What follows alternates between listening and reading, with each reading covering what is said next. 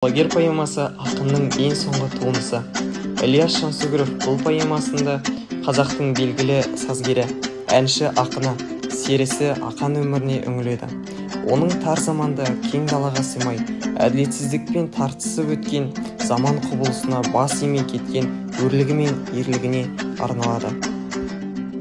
Керей руының Паң Нұрмағамбет атанған үлкен байы Ереймен деген жерде әкесі Сағынайға ас беретін болып, сол асқа ақан құлагерді бәйгеге қоспақ болып алып барады.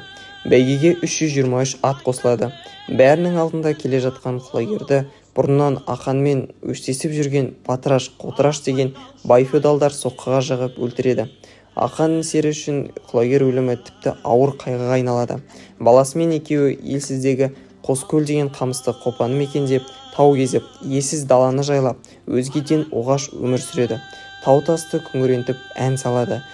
Поэманың негізгі идеясы ақынға деген халық құрметі мен махаббатын көрсету, қатал заманда шеккен қасіреті мен қорлығын жеткізу.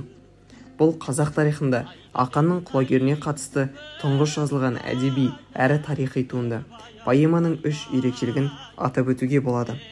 Біріншісі, халықтың тұрмыстық өмірінің ас беру, бәйге жарыс, ас кезінде өткізілетін түрлі салтты ойындар сияқты көркем көрінісінің шебер суреттелуі. Автор осындай көріністер арқылы сол заманда орын алған әлеуметтік теңсіздікті ашып береді. Екінші, ақанның өмірі мен өнерін халыққа паш ету, таланттың талайлы тағдырын кейінгі ұрпаққа жеткізу. Үшіншіден, терең психологизм. Автор ақан басындағы трагедиялық хәлді де, өкінішін де, халық мұңын да шынайы сезіндіре суреттеп берген. Мұхамеджан Қаратаев құлагер әлемнің әдебиеттегі классикалық поэмалар қатарында өз орны бар поэма, қазақ поэзиясының құдіретті туындысы деп баға берген. Ақанның құлагері. Аралап жат жер бөтен елді, Сағынайдың асына ақан келді. Көрінген жұрт құлагерді сынағанда, ақан тұрып бәйгеге қосам деді. Мұны естіп Батыраш ашуланды, жендеттері қолына мылтық алды. 1300-ден құлагер озып шығып, сай астында байғұс ат қаза тапты. Ұмытып жиылған жұрт бәйге асты, ақан мен құлагерді обалдасты. Ақанның көздерінен жас тамшылап, пышақпен кесіп алды асыл басты.